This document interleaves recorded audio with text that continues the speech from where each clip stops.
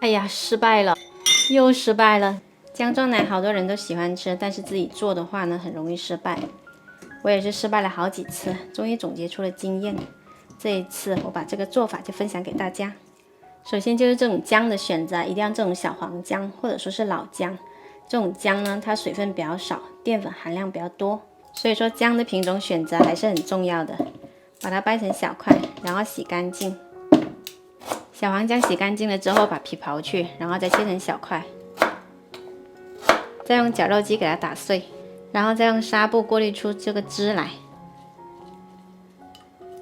看这个姜汁呢，它是特别浓的，不会跟水一样的。除了姜之外，牛奶的选择也很关键。要是这种全脂的纯牛奶，它的蛋白质含量呢要达到3.8以上，或者说是用鲜牛奶也可以。我们再来准备2个碗，分别舀入2勺姜汁。这个姜汁它放一会儿会沉淀，要给它搅匀。这里是500毫升纯牛奶，我们加入1勺白糖，然后用中小火给它加热，一边加热一边搅动。